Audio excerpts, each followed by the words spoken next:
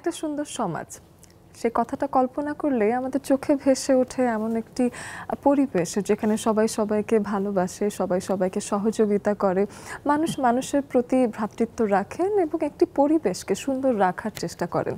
কিন্তু সবসময় আমরা যখন পরিবেশে গড়ার কথা ভাবি, আমাদের আশেপাশের সমাজকে গড়ে তোলার কথা ভাবি, প্রত্যেকটা সময় আমরা ভাবি যে সরকারের এই কাজটা করা উচিত বা একটা দেশের কর্তৃপক্ষ বা রাষ্ট্রের এই দায়িত্ব আছে। তবে রাষ্ট্রের দিকে তাকিয়ে না থেকেও নাগরিক হিসেবে আমাদের কিন্তু নিজ নিজ জায়গা থেকে বেশ কিছু দায়িত্বশীলতার জায়গা জুড়েই থাকে। সেই কথাগুলোই বলতে চাই। সুন্দর সমাজে গড়ার দায়িত্ব আসলে কার, সেই বিষয়গুলো ভেবে চিন্তে বের করতে চাই। নিজেরা কথা বলে আসলে অনেক রকম সিদ্ধান্তে আসা সম্ভব, এটাই আমাদের বিশ্বাস। এবং সেই ভাবনা থেকেই লেডিস ক্লাবের আজকের বিষয় সুন্দর সমাজ গড়তে হলে সবাইকে স্বাগত জানাচ্ছি নেক্সাস টেলিভিশনে। লেডিস ক্লাবের আড্ডায় আমি আজকে আছি অহনা তাসনিম খান এবং আমাদের সাথে তিনজন বন্ধু এসেছেন যারা নিজ নিজ আঙিনায় নিজেদেরকে আলোকিত করে তুলেছেন এবং তাদের কিছু আলো আজ আমাদের সাথে ভাগাভাগি করতে এসেছেন।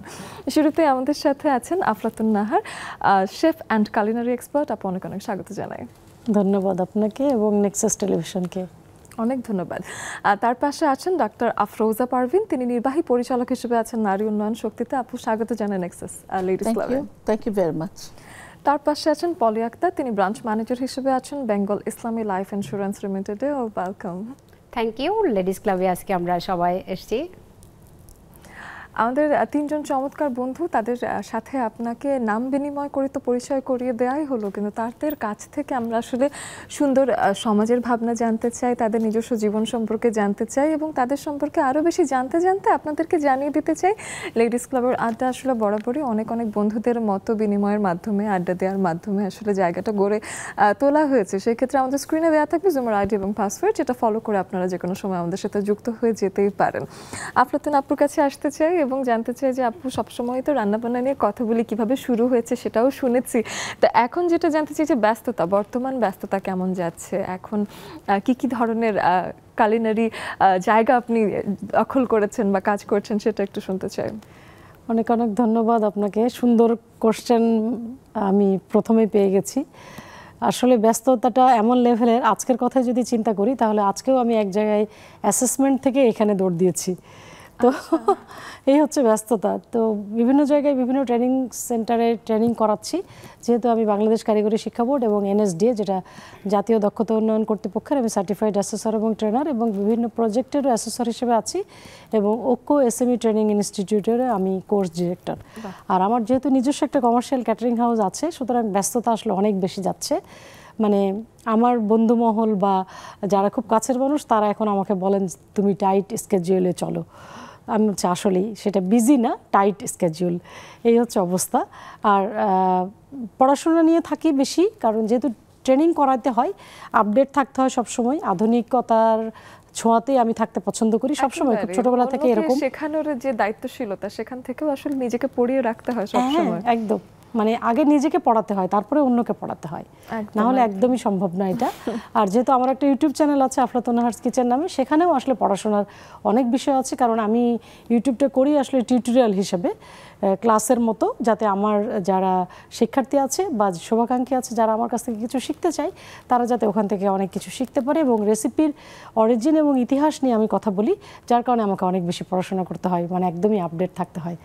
বাহ, চমৎকার। এবং রান্নার একটা অঙ্গন জুড়েও যে এত পড়বার জায়গা আছে, জানবার জায়গা আছে, সেটাও আসলে আমাদের ভাবনা অবশ্যই পরিবর্তন হয়েছে এবং হবে সামনে। আসতে চাই ডাক্তার আফরোজা পারভিন আপা আপনার কাছে, এবং আপনি নারী উন্নয়ন শক্তিতে আছেন, নির্বাহী পরিচালক হিসেবে কাজ করছেন, সাথে বর্তমানে এই কাজের অঙ্গনটা এবং আপনার জীবনের বর্তমান কাজের জায়গাগুলো নিয়ে একটু শুনতে চাই। এই কাজটা বলতে গেলে প্রথমে নারী উন্নয়ন শক্তির প্রতিষ্ঠা হচ্ছে 92 সালে। এ পর্যন্ত আমরা 79টা প্রকল্প বাস্তবায়ন করেছি। আমরা 49টা ডোনারের সাথে কাজ করেছি, ডোনার পার্টনার। তো ধরেন যে আমাদের একটা সময় 2604 জন স্টাফ কাজ করতেন, এখন একটু কমে গেছে, এখন সব এনজিওরই কমে গেছে। আবার ধরেন যে ইলেক্টেড গভর্নমেন্ট আসলে আবার কাজ হবে। হ্যাঁ, তো আমরা আশায় আছি। আমাদের কিছু স্টাফ আমাদের ছাঁটাই করতে হয়েছে। এছাড়া তো ধরেন যে প্রজেক্ট না থাকলে এত স্টাফ মানে ম্যানেজ করা মুশকিল। সবচেয়ে ভালো কথা কি জানেন, কিছু অনেক ভালোগুলো কাজগুলো করতে পেরে আমার খুব মনটা ভালো। 1,00,000 মানে 1,25,100 মানুষকে লেখাপড়া শেখাতে পেরেছি। ভোকেশনাল ট্রেনিং দিয়ে কাজে দিয়েছি, সেটা হলো 25,080 জনকে। তারপরে যৌনকর্মীকে কাজে দিয়েছি আমরা 9 বছরে 2,126 জনকে। আমরা মামলায় 179টা মামলায় হচ্ছে ভলেন্টিয়ার দিছি, উকিল দিছি, আমাদের উকিল, হ্যাঁ, রেপের মামলা। তো প্রায় 1.5 লক্ষ লোককে HIV থেকে কিভাবে বাঁচবে ওগুলো শিখাইছি। তো client of the sex worker 32টা মানে ক্লিনিকের মাধ্যমে, ওখানে আমাদের সব জায়গায় ডাক্তার, প্যারামেডিক এবং ফিল্ড অফিসার ছিল। আমরা প্রচুর যৌনকর্মীকে কর্মসংস্থান আমাদের অফিসেই একটা সময় করতাম HIV প্রজেক্টের আওতায়। আর বাইরে তো করেছি, টোটাল 2604 জন যৌনকর্মীকে আমরা আপনার অনেকগুলো সংখ্যা মনে আছে, এটাই চমৎকার যে একটা লম্বা সংখ্যা এবং এই লিস্টটা আপনার মনে আছে, একদম সংখ্যা নম্বর ধরে ধরে মনে আছে। কারণ এগুলো যে জমে মনে করেন যে একটা 72,000 লোকে লেখাপড়া করালাম, এর আগে কয়টা করেছে ওই 72,000 লোকের প্রজেক্টের সাথে যোগ করে দিলাম। আবার যখন আবার বিদেশে যাই, কথা একটা দেশে যাই লেকচার দেই, আমি ইন্টারন্যাশনাল ট্রেনার, তো ওখানে আবার এক যোগ করি, যখন আবার যাই তখন একটা যোগ করি, অটো হয়ে যায়। বাহ, চমৎকার একটা ক্যালকুলেশন। এবং আমি জানি যে আপনার কাছ থেকে আমি আরো অনেক কিছু শুনতে পারবো। এই পর্যায়ে পলি আপুর কাছে আসতে চাই, জানতে চাই যে আপু, ম্যানেজিং তো আসলে কঠিন একটা স্কিল, এবং লাইফ ইন্স্যুরেন্স একটা কোম্পানিতে ব্রাঞ্চ ম্যানেজার হিসেবে আছেন, সেই কাজের অঙ্গনটা আপনাকে কতটুকু ফ্যাসিনেট করে এবং কি নিয়ে এখন বর্তমান ব্যস্ততা? যেহেতু বেঙ্গল ইসলামী লাইফ ইন্স্যুরেন্স নিয়ে আমাদের প্রথমে ইন্ট্রোডিউস হলো, আমি বলবো যে আমাদের দেশের প্রত্যেকটা মানুষ আমরা কোনো না কোনোভাবে অসহায় এবং খুব বেশি স্ট্রাগলিংয়ের মধ্যে যাচ্ছি। তো আমাদের যে আমরা যদি সেবামূলক কাজ বলি, সেটা আমি বলবো যে বেঙ্গল ইসলামী লাইফ ইন্স্যুরেন্স একটি প্রতিষ্ঠান, যেটা বেঙ্গল গ্রুপের একটি অন্যতম প্রতিষ্ঠান, এবং সেখানে আমাদের হেলথ কার্ড আছে, যে হেলথ কার্ডটি আমাদের বাংলাদেশে 500+ হসপিটালস এবং ক্লিনিক্যালে আমাদের সার্ভিস রয়েছে। এবং এই হেলথ কার্ডের মাধ্যমে আপনার 10,000 থেকে 5 লাখ পর্যন্ত আমরা হসপিটাল এবং ক্লিনিক্যাল সার্ভিস পাবো। কারণ আমাদের জীবনের কিন্তু কালকে আমাদের কি হবে আমরা কিন্তু জানি না, আমাদের প্রতি মুহূর্তে দুর্ঘটনা, আমরা যে কোনো কমপ্লেক্সের মধ্যে পড়তে পারে। তো হেলথ কার্ডটা আমাদের দেশের জন্য খুবই জরুরি, যেটা সেবামূলক একটি প্রতিষ্ঠানও বলা যায়। এবং আমাদের দেশের নেগেটিভ একটা অ্যাপ্রোচ, যে ইন্স্যুরেন্সগুলোর কিন্তু মানে নেগেটিভ একটা ধারণা রয়েছে বাংলাদেশে, বাট আমরা যদি ওভারঅল দেশের বাইরে চিন্তা করি, প্রতি 10 জনের মধ্যে কিন্তু 9 জনই হচ্ছে বিমা গ্রাহক। বাট আমাদের দেশে এই সিচুয়েশনটা কেন এসে গেছে, যে কিছু কোম্পানি অনৈতিকতা করেছে, আবার কিছু বিমার মূল পয়েন্টটা হচ্ছে আপনাকে 2 বছর ক্যারি করতে হবে। তো এগুলো যারা হচ্ছে গ্রাহক, তারা এই ডিলিংসটাই ঠিক মতো বোঝেনি, যার কারণে কিন্তু দুই পক্ষ থেকে বাংলাদেশে একটা নেগেটিভ ধারণা এসে গেছে বিমার প্রতি, যেটা আমাদের বাংলাদেশে এখন প্রতিনিয়ত আপডেট হচ্ছে। এবং বহির্বিশ্বের সাথে আমাদের দেশও বিমাতে অলরেডি মানে হয়ে গেছে, অনেক বেশি ভালো কাজ করছে। এবং আমাদের চিহ্নিত করতে হবে কোন কোম্পানিগুলো ভালো। এবং আমরা কিন্তু যে প্রাইভেট ব্যাংকগুলো বলবো, প্রাইভেট ব্যাংকের মধ্যে কিন্তু প্রত্যেকটাতেই বলতে গেলে এখন বিমা বাধ্যতামূলক হয়ে গেছে। তো আমাদের বিমা এখন ঘরে ঘরেও বাধ্যতামূলক হয়ে যাবে। আমাদের বিমার দিকে ফিরতে হবে, ওই ট্রাস্টটা আনতে হবে এবং কোম্পানি সিলেক্ট করতে হবে, আপনি কোন এমপ্লয়ের সাথে কথা বলছেন, এগুলো আপনাকে ওই সচেতনতা থাকতে হবে। আমাদের বিমার দিকে ফিরতে হবে আমাদের স্বাস্থ্য সচেতনতায় এবং আমাদের সহযোগিতার জন্য। একেবারে, এবং সমাজে দেখা যায় যে মাল্টিপল এই যে নানান রকম সার্ভিসেস আপনারা দিয়ে থাকেন, এটা আসলে আমার মনে হয় যে এই যে এটাও একটা কানেকশন, যে আমাদের একটা সার্ভিসের জন্য আপনার কাছে যেতে হবে, আপনি আবার আমাকে নানান অঙ্গন দেখিয়ে দিচ্ছেন, আবার আমার নানান সার্ভিস হয়তো আপনার প্রয়োজন হচ্ছে। Thank you. এখন হচ্ছে যে আমি কিন্তু দীর্ঘ বছর ব্যাংকিং প্রফেশনে, আমি Dutch Bangla bank, IFIC bank, AB bank, last হচ্ছে সিটি ব্যাংকেও ছিলাম। তো প্রত্যেকটা ব্যাংকে কিন্তু আমি টপ পারফর্মার ছিলাম, এবং ম্যাসেঞ্জার থেকে শুরু করে ব্যাংকের প্রত্যেকটা কলিগস এবং টপ ম্যানেজমেন্ট, তার ওই যে মাল্টি ট্যালেন্টেড একটা নাম বলেই ছোটোবেলা থেকে এই মানে এই সুনাম বা মানুষের যে একটা ভালোবাসা, যে একটা বিশ্বাস, একটা মানে শ্রদ্ধা, এই অ্যাচিভমেন্টগুলো খুব বড় বিষয়। যখন একটা ব্যাংকের হায়ার পারসন মানে কর্মকর্তা বলে যে পলি তো আমাদের ব্যাংকের একজন মাল্টি ট্যালেন্টেড এমপ্লয়, খুব ভালো লাগে এই কথাগুলো শুনতে। তো বর্তমান ব্যস্ততা যেটা যাচ্ছে, যে আমি আমার কাছে অলওয়েজ হচ্ছে আমি ছেপ জন্য যদি বলি, আমার লেখা বই থাকে, আমি প্রচুর লেখালেখি করি। তো আমি পার্সোনালি একজন নারী উদ্যোক্তা বলবো। প্রথম পরিচয় যেটা বলবো, জব তো আমরা দীর্ঘ বছর করে আসছি, আর নারী উদ্যোক্তা সেই সাথে রাইটার। আমার লেখা প্রায় 20টার অধিক বই বের হয়েছে, সেটা যৌথ এবং একক সম্মিলিত। এবং রিসেন্ট যে 2026 সালে বইমেলা আসবে, বইমেলায় আমার মিনিমাম 10টা বই আসবে।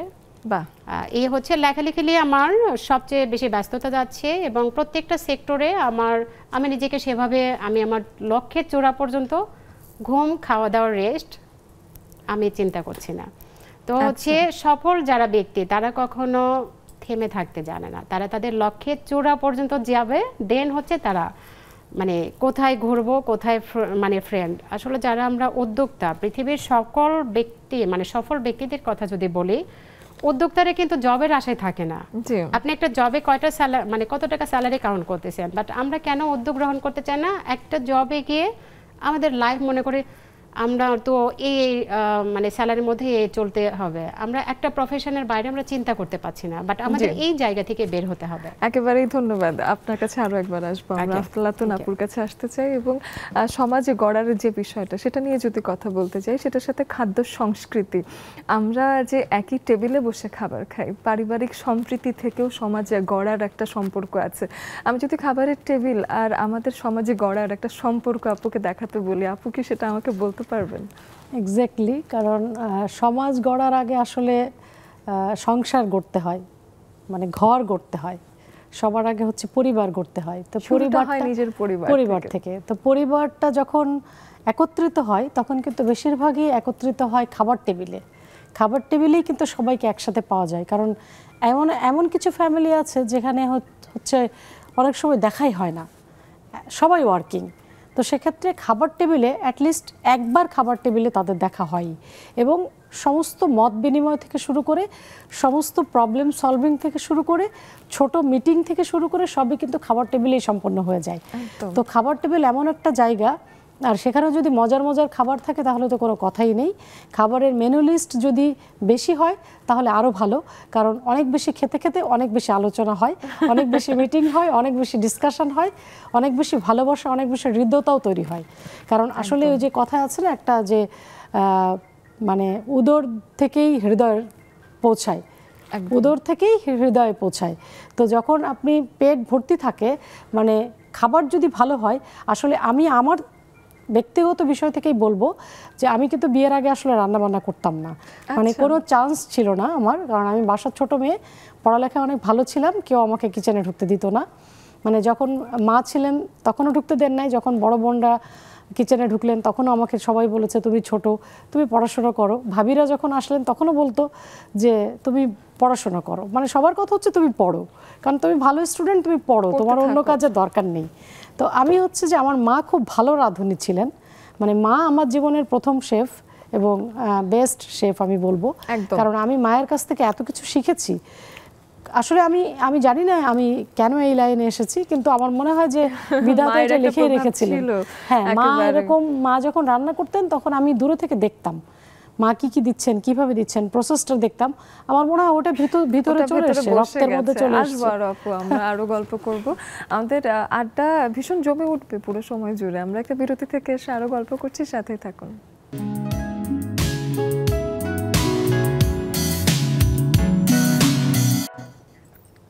ছোট্ট একটা বিরতির পর সবাইকে আরও একবার স্বাগত জানিয়ে নিচ্ছি নেক্সাস টেলিভিশনের লেডিস ক্লাবের আড্ডায়। আমাদের 3জন বন্ধু আছেন, সাথে আপনাদেরকেও জানিয়ে দিতে চাই লেডিস ক্লাবের সকল নারীর আড্ডা স্থান, এবং আপনারা জুমের আইডি এবং পাসওয়ার্ড ফলো করে আমাদের কাছে এসে আড্ডা দিতেই পারেন। আমরা এই পর্যায়ে চলে আসতে চাই ডক্টর আফরোজা পারভিন আপু আপনার কাছে, এবং জানতে চাই যে যখন নারী নেতৃত্ব নিয়ে কাজ শুরু করলেন তখন আসলে কোন তাড়নাটা খুব অনুভব করলেন, যে আসলে আমার সমাজের এই সমস্যাটা আমাকে খুব ভাবাচ্ছে, যার কারণে আমি এই বিষয়ে কাজ করতে চাই? আসলে যখন আমরা গণস্বাস্থ্যের চাকরি করতাম, তো আমি হেলথ পলিসি প্রমোশন করতাম। আমরা প্রফেসরদের কাছে যেতাম, ডক্টর জাফরুল্লাহ চৌধুরীর হেলথ পলিসি, সবচেয়ে সিনিয়র প্রফেসরদের কাছে বলতাম, ইংলিশ ছিল ওগুলো, তোতা পাখির মতো মুখস্থ করতাম, এবং কেন ভালো ওইটা আর্গু করা প্র্যাকটিস করে ওনাদের কাছে করতাম। তো আপনার হলো আপনার ডক্টর মিলন মারা যাওয়ার পরে আন্দোলন বেড়ে গেল এবং এরশাদের পতন হলো। তখন আর হেলথ পলিসি কেউ নেয় না। আমরা ডাক্তারের কাছে গেলে জাফরুল্লাহকে আমাদের সামনে গালাগালি শুরু করে দেয় ডাক্তাররা। তা আমরা খুব ভয় পেয়ে গেলাম। তা আমরা বলছি তাহলে আমরা এই কাজটা করব না। হ্যাঁ, আমাদের আর এই কাজটা করতে পারলামই না, মানে ট্রাই করে পারলাম না। পরে আমরা সবাই মিলে, আমাদের একটা টিম ছিল, সবাই মিলে আমরা ছেড়ে দিলাম। ছেড়ে দেওয়ার পরে অন্য যারা আছে তারা আবার মেডিকেল প্রফেশনে চলে গেল, কিন্তু আমি আর মেডিকেল প্রফেশনে গেলাম না। আমার হাজব্যান্ড ইউনিসেফের ওইখানে একটা কাজ করতেন, তো উনি বললেন যে নিজেরা কিছু করো। তো আমি আবার আমার ক্লাসমেট, বন্ধু, খালা, দূরের সম্পর্কের যারা আছে ওদেরকে নিয়ে একটা বুটিক তৈরি করার চেষ্টা করলাম। তো আমি যেটা বুটিক তৈরি করতে গিয়ে দেখি যে মেয়েগুলো যে ইনকাম করছে, ওদেরকে পেমেন্ট দিচ্ছি না, ওগুলো ছেলেরা কেড়ে নিচ্ছে, স্বামীরা কেড়ে নিচ্ছে। এই টাকার উপরে তার কন্ট্রোল নাই। তখন আমি চিন্তা করলাম যে টাকায় যদি কামাই করবো, যদি কন্ট্রোলই না থাকে, এত কাজ করে কী লাভ? তো তখন আমরা একটা চিন্তা করলাম, একটা জেন্ডার প্রজেক্ট করতে হবে। নারীদের অধিকার সম্পর্কে পুরুষকে বোঝাতে হবে আগে। তখন আমরা ওই জেন্ডারের উপরে আমরা অনেকগুলো প্রজেক্ট ডিজাইন করে করে আমরা সব ডোনারের কাছে দিয়ে দিলাম। ক্যানাডিয়ান সিডা আমাদেরকে রেসপন্স করলো। আমরা ওই ক্যানাডিয়ান সিডা এবং ইউনিসেফের 2টা ফান্ড নিয়ে, ওই জেন্ডার ফান্ড, নারী পুরুষ দুইজনকেই বুঝাতে হবে।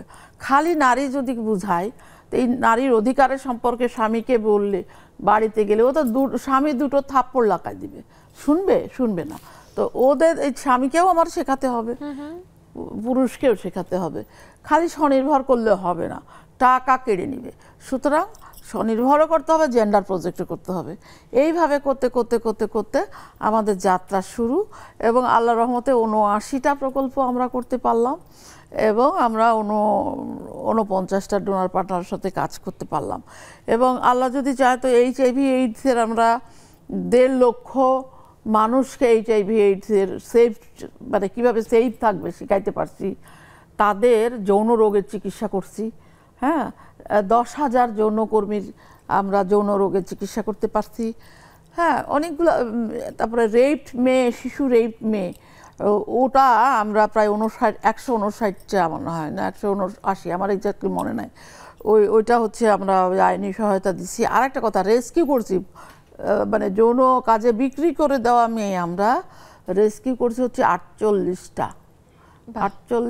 এই মেয়েটা সেক্স ট্রেডে নিয়ে গেছিলো, নিয়ে এসে আমাদের শেল্টার হোম ছিল 2টা। হ্যাঁ, এই শেল্টার হোমে একটা হচ্ছে রেস্কিউড মেয়েদের জন্য, উদ্ধারকৃত মেয়েদের জন্য, আর একটা ছিল যৌনকর্মীদের জন্য, যৌনকর্মী সন্তানদের জন্য। উপরতলা এগুলো সন্তানরা, মানে বাবার কোনো আইডেন্টিটি নাই, তো এরকম সন্তানদের জন্য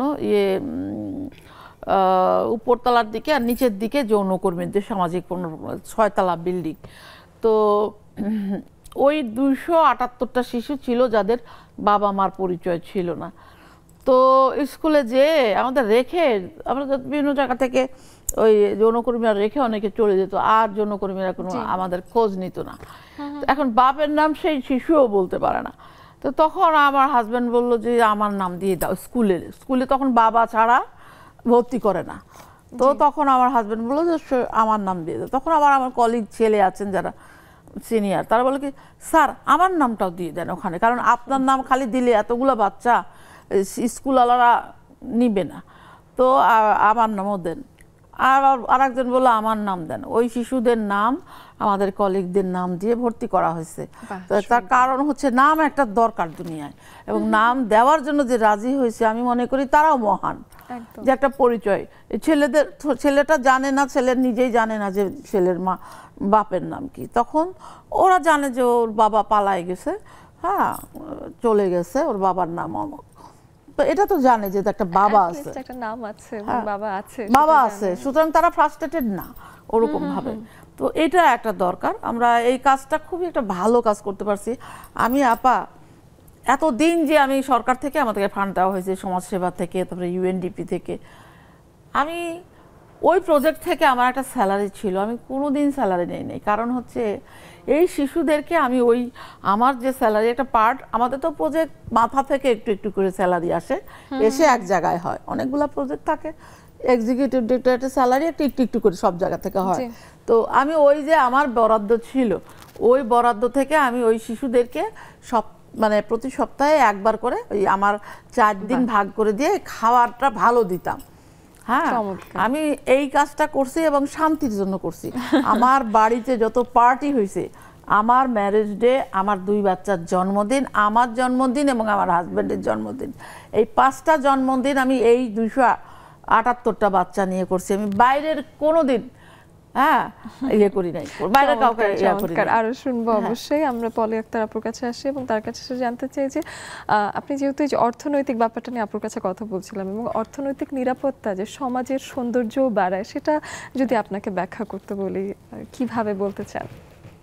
অর্থনৈতিক নিরাপত্তা এটা আমাদের প্রত্যেকটা মানুষের জন্য প্রয়োজন। আর অর্থনৈতিক নিরাপত্তার জন্য আমাদের সবাইকে কঠোর পরিশ্রম করতে হবে। কঠোর পরিশ্রমের পরেই আমরা অর্থনৈতিক নিরাপত্তার একটা পর্যায়ে চলে যাব। সেই সেক্টরেও কাজ করছেন, এবং অর্থনৈতিক নিরাপত্তা দিচ্ছেন, স্বাস্থ্য নিরাপত্তা দিচ্ছেন। স্বাস্থ্য নিরাপত্তা, যেহেতু আমি দীর্ঘ বছর ব্যাংকিং প্রফেশনে ছিলাম, সেটা তো অবশ্যই আমার জব ক্যারিয়ার থেকে ডিডাকশন হবে না, সেটাতেও পরে আরও বড় অ্যাম্বিশনস রয়েছে।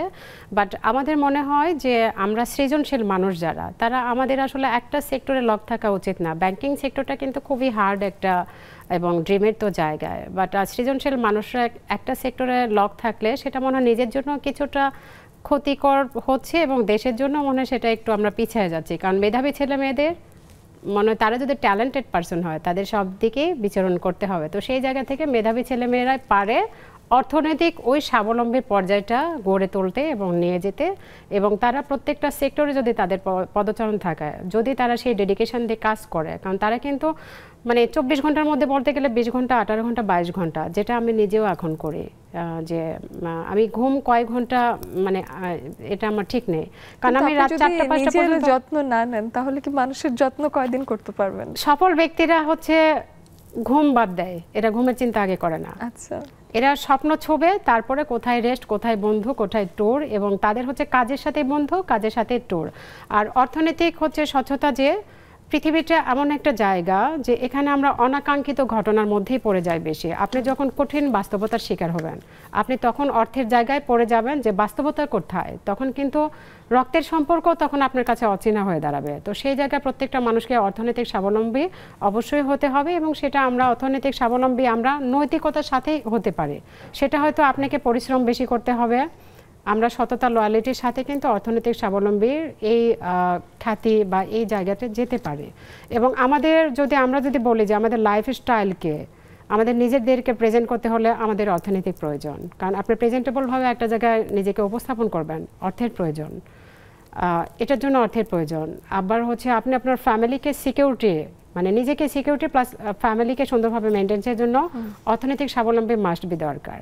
তো আমাদের এটা সবার ক্ষেত্রে প্রয়োজন। আপনি যে লেখেন সেখানে কি নিয়ে লেখেন? মানে সমাজের আমার লেখাটা হচ্ছে বাস্তবতা নিয়ে, কারণ রাইটাররা হচ্ছে এরা যুগে যুগে সৃষ্টি হয়, এদেরকে সৃষ্টি করা যায় না, এরা হচ্ছে গড গিফটেড এবং এদেরকে ফিলোসফি কিছু ব্যাপার থাকে এদের ভিতর। তো আমার বাস্তবসম্মত নিয়ে যে লেখাগুলো, যে আমি যেহেতু প্রত্যেকটা সেক্টরে এখন বলতে গেলে কাজ করছি, এবং আমার লেখা নিয়ে অলরেডি নাটক, সিনেমাও মেক হবে যদি ততদূর পর্যন্ত সুস্থ থাকি এবং মেনটেন্স করতে পারি। তো লেখাটা হচ্ছে যে একটা মেধাবী ছেলে মেয়ে, সে ব্যাংকেও জব করতে পারে, মিডিয়া সেক্টরে কাজ করতে পারে, কিন্তু আমাদের একটা কি নেগেটিভ পয়েন্ট থাকে যে ও তো মিডিয়া থেকে আসছে, আমাদের এই নেগেটিভ পয়েন্টটা আগে বাদ দিতে হবে।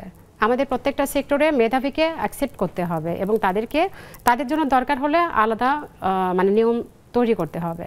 যে আমি যদি ব্যাংকে জব করি, হ্যাঁ আমাদের ব্যাংকের শার্প একটা টাইম, আমাদের ক্লায়েন্ট ডিলিংস থাকে, আমাদের খুব টাইম মেনটেন্স করতে হয়, এবং হচ্ছে সেই জায়গায় যদি আমরা বলি যে হ্যাঁ একটা মেধাবী মেয়ে কিন্তু পারে অ্যাচিভমেন্টগুলো, যেমন আমি এবি ব্যাংকের কথা বলবো।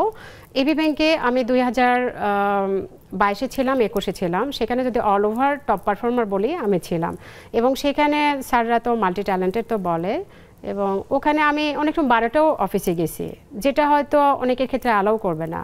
অনেক সময় আমাকে হেড অফ সেলস, অ্যাসেট স্যাররাও বলছে কখনো বলেনি পলি আসেনি কেন, এই যে আমার অ্যাচিভমেন্ট আসেনি কেন বলতে পারেনি, বলছে পলি কোথায়, কারণ তাদের একটা টাস্ক ছিল পলি যেখানে থাকবে কাজ করতেছে। যেহেতু রিটেল ডিভিশনে আমি কাজ করতাম, কিছুটা ফ্লেক্সিবল নিজের মতো করে তো বের করাই যেত।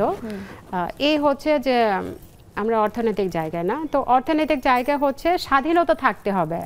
আমরা যদি একটা কর্পোরেট লেডি হয়ে থাকি, সেখানেও মেধাবী ছেলে মেয়ে থাকলে তাদেরকে একটু দৃষ্টিভঙ্গি, তাদেরকে ওই বাইন্ডিংয়ের মধ্যে না রেখে যে অমুক তো এমপ্লয়, অমুককে ছাড় দেওয়া হলো, আমাদের কেন ছাড় দেওয়া হবে না, আমাদের এই জায়গা থেকে বের হতে হবে। একটা সৃজনশীল মানুষকে আমাদের রেসপেক্ট করতে হবে, তাদেরকে স্পেস দিতে হবে, কনসিডার করতে হবে, তাদের জন্য প্রয়োজনে নতুন রুলস বানায়। আমরা মানুষ, আমরা পারি অনেক কিছু। অনেক ধন্যবাদ। এই পর্যায়ে আরেকটা বিরতির সময় হয়ে গেছে বন্ধুরা, ফিরে আসছে কিছুক্ষণের মধ্যেই।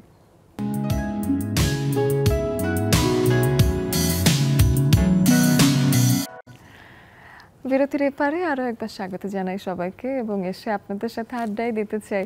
এবং যারা যারা আসবার চেষ্টায় আছেন তারা অবশ্যই চেষ্টা করবেন, আমরা নিয়ে ফেলবো আপনাদেরকে কিছুক্ষণের মধ্যে। জুমের আইডিতে অনেক বন্ধুরা চলে এসেছেন, দেখতে পাচ্ছি আমি। ঝুমুর আপু আছেন, নাহিদা নেলি আপু আছেন, মুক্তি আপু বগুড়া থেকে যুক্ত হয়েছেন। ভিডিও অন করবেন দয়া করে।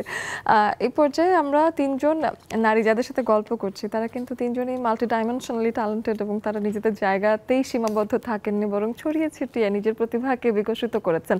তার মধ্যে আফলাতুন আপু, আপনার হাতে আমি একটা বই দেখতে পাচ্ছি, সেখানে আপনি অবশ্যই কিছু লিখেছেন, এবং রান্নার জগৎ থেকে বেরিয়ে মনে হয় কাব্যিক একটা জগতে আছে আপনার। রান্নার জগতে পরে এসেছি, লেখালেখির জগৎটা অনেক আগে ছোটবেলা থেকেই মানে কবিতা লিখতাম, গান লিখতাম, আত্মপ্রকাশ করেছি কবি এবং গীতিকার হিসেবে অনেক পরে।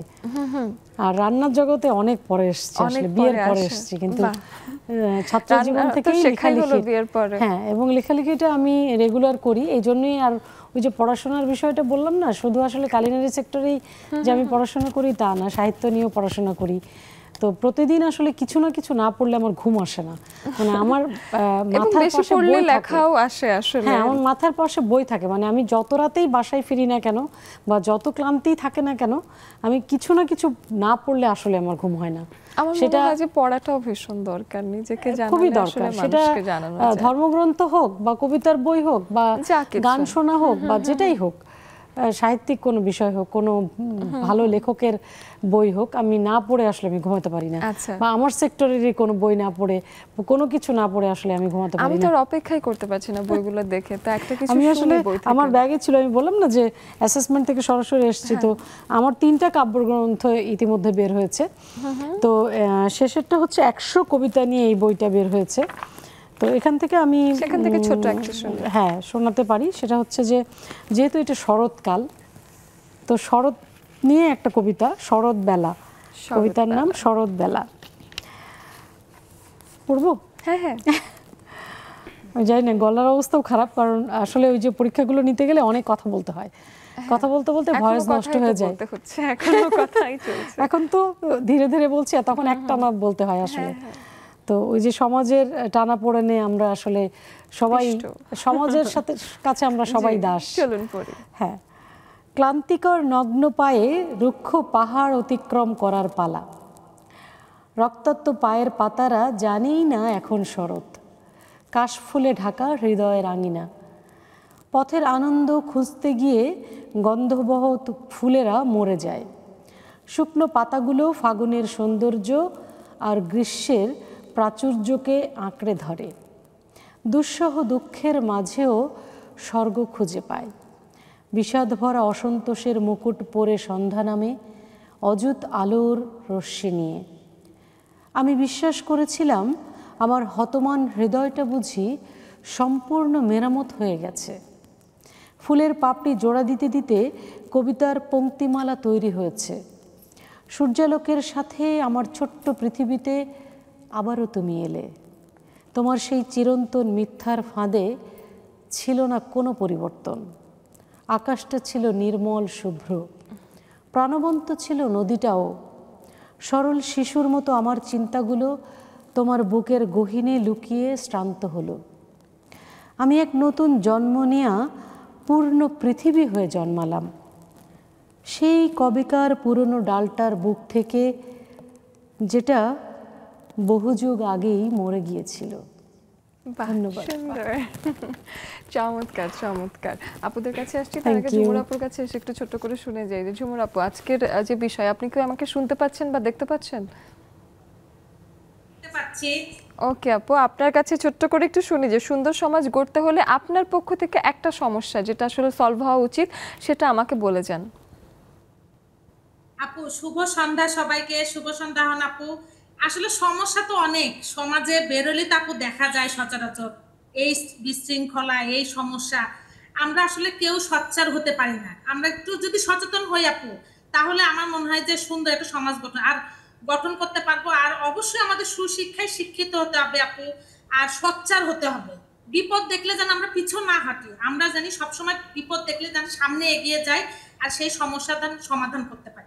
অনেক ধন্যবাদ আপু, অনেক ধন্যবাদ ঝুমুর আপু। নাহিদা নীলি আপুর কাছে আসবো কিছুক্ষণের মধ্যে, যেহেতু সোচ্চার হওয়ার বিষয়টা আসলো সেই বিষয়ে ডক্টর আফরোজা আপুর কাছে আসতেই চাই যে সোচ্চার হওয়ার একটা বড় জায়গা হলো যে আপনি যেহেতু রিসেন্টলি একটা প্রজেক্ট নিয়ে কাজ করছেন, ওয়ামেন এক্সপ্লয়টেশন, যেটা দেখা যায় যে নারীরা এখানে সেখানে ট্রাভেল করছেন এবং তারা এক্সপ্লয়টেশনের শিকার হচ্ছেন এবং সোচ্চার না হবার কারণে সমস্যাটা বেড়েই যাচ্ছে। সেই বিষয়ে কিছু একটা কাজ করছেন, সেটা একটু শুনতে চাই। আমি বেশ কিছু দূর আগাইছি এই বিষয়টা নিয়ে। আমি কাজ করছি হচ্ছে ট্রান্সপোর্ট সেক্টরে আপনার যৌন হয়রানি এই বিষয়টা নিয়ে। কারণ এটা আপনার ব্র্যাকের একটা গবেষণা হয়েছিল, সেখানে বলা হয়েছে 98% নারী যৌন হয়রানির শিকার হয়েছে বাসে উঠে, জীবনে একবার হলেও তারা হয়েছে, মানে 98% নারী শিকার হয়েছেন।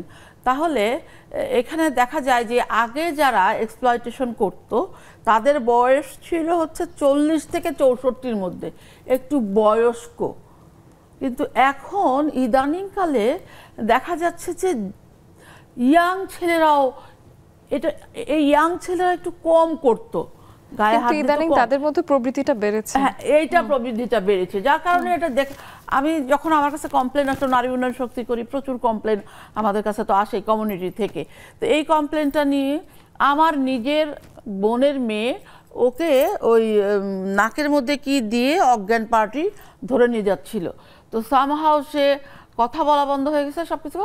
ও সামহাও সে জাস্ট বাসটা যেই থেমেছে সে কথা বলতে পারছে না, কিন্তু দৌড় দিয়ে জনগণের মধ্যে যায়, সে ঠাস হয়ে অজ্ঞান হয়ে পড়ে গেছে। তারপর আমি চিন্তা করলাম যে এটা তো একটা বড় সমস্যা।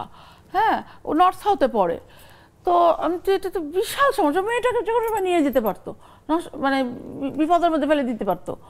তো এখন আমি তখন সাথে সাথে আমি ওটা নিয়ে আমি সারা পৃথিবীর যে বিভিন্ন দেশের পলিসি যেটা আছে, এটাকে যাত্রী সুরক্ষা পলিসি এবং মালামাল সুরক্ষা পলিসি। খালি যাত্রী সুরক্ষা পলিসি দিলে এইটা আপনার সেক্সুয়াল অ্যাবিউজ বিষয়টা খালি সেন্সিটিভ ইস্যু তো আসবে না। মালামাল শুদ্ধ সংরক্ষণ, এটা আমি যোগ করে আমি ওই বিভিন্ন সারা পৃথিবীর বিভিন্ন দেশেরটা পড়াশোনা করে আমি একটা নীতিমালা তৈরি করলাম। এই নীতিমালা তৈরি করলাম এবং আর একটা হচ্ছে code of conduct for the ওই ড্রাইভার্স অ্যান্ড কন্ডাক্টার্স, ওখানকার স্টাফদের জন্য একটা আচরণ বিধি, একটা হচ্ছে নীতিমালায় পুরো পলিসি। আর একটা তৈরি করলাম হচ্ছে ওই শ্রমিকদের কোড অফ কন্ডাক্ট তাদের, এবং পরবর্তীকালে ওদের প্রশিক্ষণের জন্য আলাদা একটা প্রজেক্ট ডিজাইন করলাম, করে সাবমিট করে ছোট 4টা মিটিং করার পরে মমতা স্যার বিটিআইয়ের যে চেয়ারপারসন, উনি বলেন যে খালি তো আমরা এটা করলে হবে না, আমাদেরকে যারা বাস মালিক তাদেরকেও তো আমাদেরকে সাথে নিতে হবে। তখন তারা বাস মালিকদের প্রতিনিধি, তারপরে আপনার ওই ট্রাক মালিকদের প্রতিনিধি, তারপরে আপনার যে আছে কমিটি আছে যে শ্রমিকদের, ওনাদেরকে সবাইকে ডাকলেন, অনেককে ডাকলেন, এবং বিআরটি এর সব সিনিয়র জুনিয়র সব ধরনের স্টাফ এসে সবাই মিলে বড় একটা আমরা মিটিং করলাম। যেহেতু আমি সেকেন্ড প্রেজেন্টেশনটা দিলাম, এটা মানে ওই পলিসির সেকেন্ড এডিশনটা একটু এডিট করে ওটা আমি আবার সাবমিট করলাম। করার পরে ওই সকলকে মানে যারা এসেছিলেন তাদের হাতে দিয়ে দেওয়া হলো, তারা ওটা চিন্তা ভাবনা করে মতামত দিবেন এবং ওইটা নিয়ে আমাদেরকে বললেন যে 16 দিন পরে আসতে। তো আমরা এই কিছুদিন পরেই যাব, যে আমি যখন যাই আমি একা যাই না আপা, আমাদের সাথে অনেক সিনিয়র এডিশনাল সেক্রেটারি যারা আছেন, অ্যাডভাইজার আমাদের, আমি তাদেরকে সাথে নিয়ে যাই। একা গেলে হয় কি, এই দল ভারী না করলে জিনিসটা মজবুত হয় না। পলিসি লেভেল অ্যাডভোকেসি করতে গেলে মানে শক্তি নিয়ে যেতে হয়। মানে আমাদের সাথেকার লোকজন যারা আছে, আমাদের জেন্ডার অ্যাডভাইজার, আমাদের লয়ার, হ্যাঁ এই লয়ারও কিন্তু আমাদের যিনি আছেন উনি কিন্তু একজন রিটায়ার্ড হলেন রিসেন্টলি এডিশনাল সেক্রেটারি। হ্যাঁ, আমাদের এডিশনাল সেক্রেটারি বেশি, একজন সেক্রেটারি মনে হয় নতুন জয়েন করতে যাচ্ছেন। দলে গেলে আপা জোর পাই, এই আর হ্যাঁ, কি। একদম একদম, বাহ চমৎকার। আসতে চাই পলি আপুর কাছে, তার আগে নাহিদা নেলি আপুর কাছে ছোট করে শুনেও নিতে চাই যে একজন শিক্ষক হিসেবে সমাজের নানান সমস্যা তো আপনার চোখে পড়ে, তো সেক্ষেত্রে আসলে কোন সমস্যাটা আপনি ব্যক্তিগতভাবে বলতে চান যে এই সমস্যাটার পরিত্রাণ হওয়া প্রয়োজন সমাজ গড়ে তুলতে গেলে? নেলি আপু, হ্যাঁ। আসসালামু আলাইকুম জি আপু। জি শুভ সন্ধ্যা। আসলে টিচার হিসেবে আমি যেটা চোখে পড়ে সেটা হচ্ছে যে আমাদের আশেপাশে যে পথ শিশুগুলো, সেগুলো কিন্তু এরা কিন্তু বিশেষ করে এখন শিক্ষার ব্যাপারে কিন্তু অনেক অসচেতন। এরা কিন্তু সহজে এখন এদের মা বাবারা কিন্তু এদের স্কুলে পাঠাতে চায় না, ওদেরকে দিয়ে কাজ করানোর জন্য বিভিন্ন কাজ, শিশু শ্রমের জন্য কিন্তু স্কুলে পাঠাতে চায় না এখনো। জি তো জি এই জিনিসটা কিন্তু সমাজে এখনো আমরা সচেতন হইনি। এই ব্যাপারে বোধহয় আমাদের উচিত সচেতন একদম হওয়া এবং একদম এটার জন্য কাজ চালানো। চমৎকার একটা পয়েন্ট নেলি আপু বললেন, অনেক ধন্যবাদ। কিছুদিন আগে আসলে পত্রিকায়ও এবং সোশ্যাল মিডিয়াতেও একটা ছবি দেখলাম যে একজন মা যিনি পথে থাকেন, তিনি নিজের দুটো মেয়েকে সুন্দর করে স্কুল ইউনিফর্মে সাজিয়ে স্কুলে পাঠাচ্ছেন। সেই পরিবর্তনটাই আমরা চাই আসলে আমাদের সমাজে। পলি আপু, আপনার কাছে এসে আপনার বই অনেকক্ষণ ধরে শুনছিলাম, দেখছিলাম এবং বাস্তবতা নিয়ে লেখেন, সেহেতু কিছু একটা শুনতে চাই আজকে আপনার বই থ্যাংক থেকে। You so much. আমার হাতে স্বপ্নছোয়া বই আছে। স্বপ্নছোয়া একটি যৌথ কাব্য। এটা মূলত কবিরা যখন কবিতা লেখে হয় খুব স্যাড অথবা প্রেমে পড়লে, মানে এই মুভমেন্টে কবিতাটা বেশি লেখা হয়। তো কিন্তু আপনি যেভাবে ব্যস্ত থাকেন এবং ঘুমান না, আপনি তো প্রেমে পড়বারও সময় পান না। না, এটা আসলে প্রেমে তো এই যে আমার লেখাগুলোর পড়ে, যেহেতু আমার ডেকোর আইটেম নিয়ে বিজনেস, আমি গাছপালার প্রেমে পড়ি, আমার সৃজনশীলতার প্রেমে বাহ, পড়ি। তাহলে শুনি ছোট্ট করে একটা শুনি কবিতা। শিওর।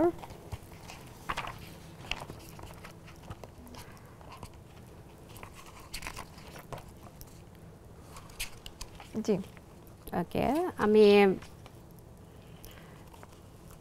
আচ্ছা, হৃদয়ের সিংহাসনে তুমি যে আমার রাজা। বাহ, সুন্দর। আর এখানে কবিতাগুলো নিশ্চয়ই একজনকে ডেডিকেশন করে লেখা হয়েছে। ঠিক আছে আজকে আমাদের নেক্সাস লেডিস ক্লাবে আমি সেটা মেনশন করছি। ঠিক আছে। হৃদয়ের সিংহাসনে কে সে রাজা?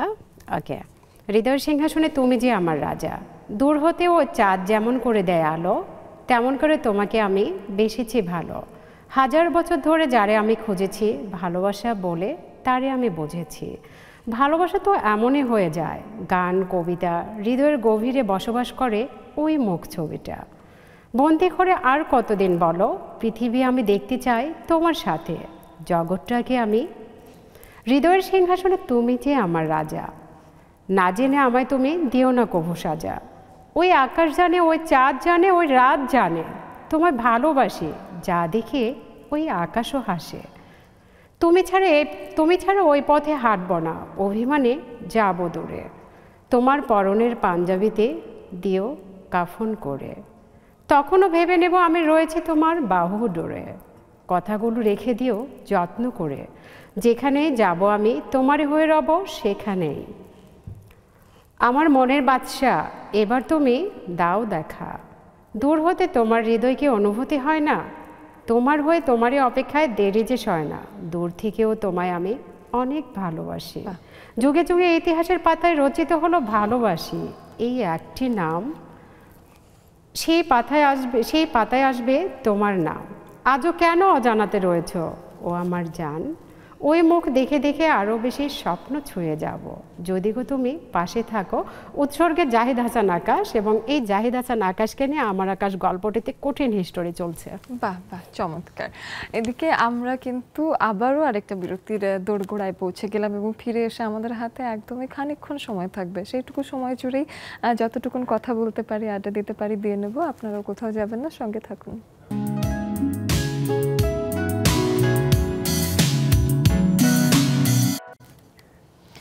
বিরতির পরে এই পর্যায়ে এসে আমরা কিন্তু হাতে পাচ্ছি ভীষণ অল্প সময়, এবং এটুকু সময়ের মধ্যেই দেখা যায় যে অনেক কথা বলতে ইচ্ছে করে, কারণ কথা বলতে আসা লেডিস ক্লাবের এই জায়গাটা এমন একটা জায়গা যেখানে আসলে 1 ঘন্টা কিংবা 2 ঘন্টা কিংবা 3 ঘন্টা, আমি জানি না কত ঘন্টা হলে আমাদের আড্ডা শেষ হবে। আমাদের আসলে বলবার আছে অনেক কিছু, সময় ভীষণ কম।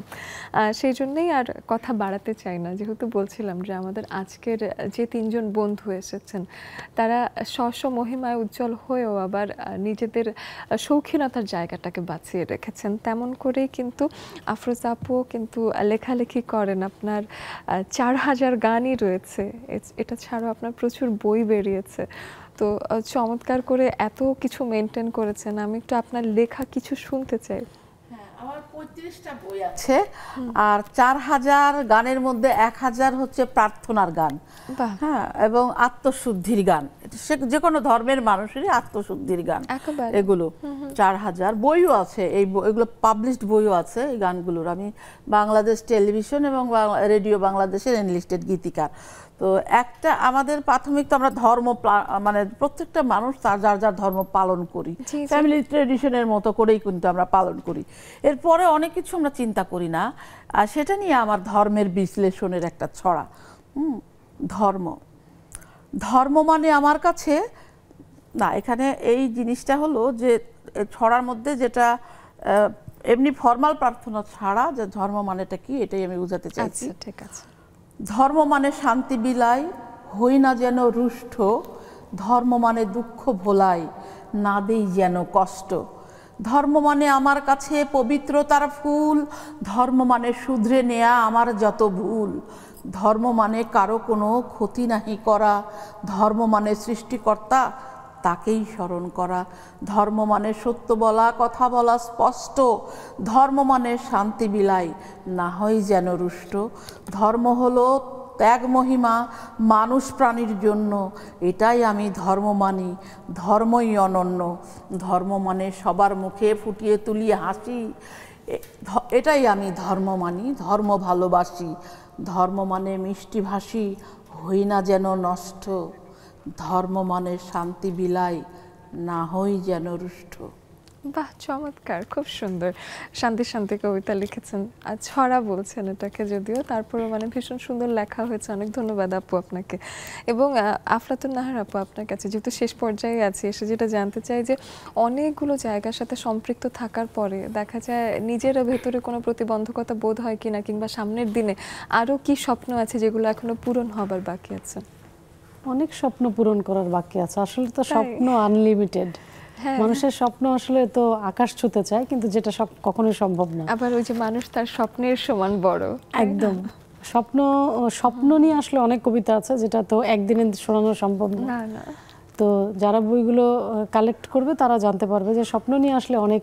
আমি আসলে স্বপ্ন দেখতেও ভালোবাসি এবং স্বপ্ন দেখাতে ভালোবাসি, আর স্বপ্ন বাস্তবায়ন করতেও ভালোবাসি। আর আমাদের যে কালিনারি সেক্টরটা, আসলে এখানে প্রতিবন্ধকতা মূল যে বিষয়টা আছে সেটা হচ্ছে আমাদের এখানে আসলে বয়সের যেমন তারতম্য আছে, তেমন শিক্ষাগত যোগ্যতার তারতম্য আছে, তেমন ফ্যামিলি যে বিলঙ্গিংয়ের বিষয়টা আছে এখানেও কিছু তারতম্য আছে। সেখানে আমরা কিছুটা বাধাগ্রস্ত হই। মানে আমি যেমন, আমার কথা যদি আমি বলি, আমি পোস্ট গ্র্যাজুয়েট করে তারপরে এই সেক্টরে এসেছি, মাস্টার্স করে পোস্ট গ্র্যাজুয়েট করে তারপরে এখানে এসেছি।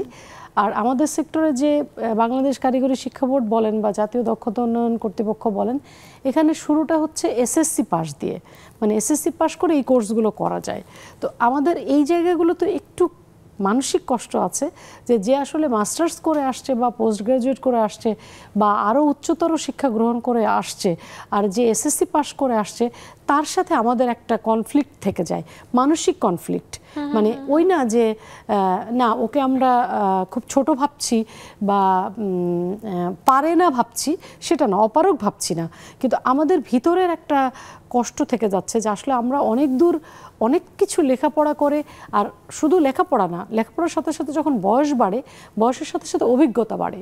তো সেই অভিজ্ঞতার জায়গা থেকে যখন আমরা একটু কষ্ট পাই এটাই যে একজন এসএসসি পাস যে কাজটা করছে আমি হয়তো সেই কাজটাই আমাকে করতে হচ্ছে, এবং প্যারালালি হচ্ছে একই সেক্টর, মানে একই প্ল্যাটফর্মে দাঁড়িয়ে কাজ করছি। তখন আমাদের এই জায়গাটা আমার মনে হয় যে একটা ছোট্ট একটা প্রতিবন্ধকতা এখানে আছে, যেটা আমাদেরকে সামনে এগোতে বাধা দিচ্ছে না, তবে আমাদের যদি সমমনা বা সমপরিবেশের হতো বা মানে সমশিক্ষার হতো তাহলে বিষয়টা আরো ভালো হতো, প্রতিবন্ধকতা কাটিয়ে ওঠা সম্ভব হতো। উঠুন, এটাই আপা কামনা করি। একদম শেষ থেকেই আছি, পলি আপুর কাছে এসে জানতে চাই যে কিছু প্রতিবন্ধকতার জায়গা থাকে মাল্টি ডাইমেনশনাল কাজ করতে গিয়ে, নারীদের নানান সেক্টরে কাজ করতে গিয়ে, তো আপনি কোনটাকে কাটিয়ে উঠতে চান সামনের দিনে? সামনের দিকে আমি কাটিয়ে উঠতে চাবো এবং সবাইকে যেটা বলবো যে আমাদের সবাইকে ওই চিন্তাধারা থেকে এগোতে হবে যে আমরা যখন খুব বেশি অনেস্ট এবং লয়ালিটির সাথে চলি, আমরা যদি প্রফেশন কর্পোরেট সাইটে বলি, তো আমাদের কর্পোরেট সাইটে কলিগসরা, স্যাররা সবাই খুব কোঅপারেটিভ, খুব সুন্দর লাগে, খুব ভালো লাগে কাজ করতে। বাট আমরা 500 জন এমপ্লয়ের মধ্যে প্রতি 500 জন বলবো বা 100 জনে বলে 2-1 জন এমপ্লয় পাচ্ছি যারা তাদের হচ্ছে কিছু অনৈতিক চিন্তাভাবনা থাকে, সেগুলোতে যদি আমরা স্ট্রিক্ট থাকি, সৎ থাকি, আমাদের ফাইল নিয়ে ঝামেলা করতেছে, ফাইল ডিসবার্সমেন্টে আটকে দিচ্ছে, নতুবা ক্যারিয়ারের পিছিয়ে লাগছে, ওখান থেকে তাকে বের করে দিতে হবে। এই যে একটা মানে পলিটিক্স, এই পলিটিক্সটা আমাদের বাদ দিতে হবে। এটা আজকে পলি আমার জন্য না, সমস্ত নারীর জন্য। আমরা নারীরা, প্রত্যেকটা নারীরা ফাইট করতেছি। আমাদের মেধাকে আমরা দেশ, স্বপ্ন, আকাশ ছুঁতে চাই, কিন্তু আমাদের এই ফাইটিং গল্পগুলো আমাদের সবাইকে সুন্দর একটা দৃষ্টির মধ্যে আসতে হবে। বাহ, চমৎকার। শেষ বাক্যে যদি একদম এক লাইনে যদি ডাক্তার আফরোজা আপুর কাছে দর্শকদের উদ্দেশ্যে, বন্ধুদের উদ্দেশ্যে যদি কিছু বলতেন। আমার একটাই কথা নারীদের জন্য, নিজের পায়ে দাঁড়ান, নিজের অর্থ রোজগার করেন, নিজে চলার চেষ্টা করেন, তাহলে আপনার কিছু সে থাকবে। আদারওয়াইজ আপনি আর একটা বাড়িতে গিয়ে অন্যের বাড়ির কাজের মেয়ে হিসেবে আপনাকে সেবা দিতে হবে। সুতরাং নিজের ওটাও করবেন, সংসার করবেন, কিন্তু আপনাকে ইনকাম করতে হবে। আপনার কন্যা সন্তানকে কারো বাসার কাজের মেয়ে বানাবেন না। এটাই আমার। অনেক অনেক ধন্যবাদ। সুন্দর, তিনজনকে অনেক অনেক ধন্যবাদ জানাতে চাই। এবং আমাদের আজকে বন্ধুরা যারাই আমাদের সাথে ছিলেন, অনেকে চেষ্টা করেছেন জুমে আসতে, অনেকে চেষ্টা করে পেরেছেন, অনেকে ব্যর্থ হয়েছেন। তবে সপ্তাহের 2টো দিন আমরা চেষ্টা করব আপনাদের সাথে যাতে অনেক অনেক গল্প করতে পারি। তবে আজকের আড্ডা অবশ্যই আপনাদের জন্য ফলপ্রসূ হবে, আপনারা এখান থেকে কিছু শিখতে পেরেছেন সেই প্রত্যাশা। আজকের মতো বিদায় নিচ্ছি এখানে।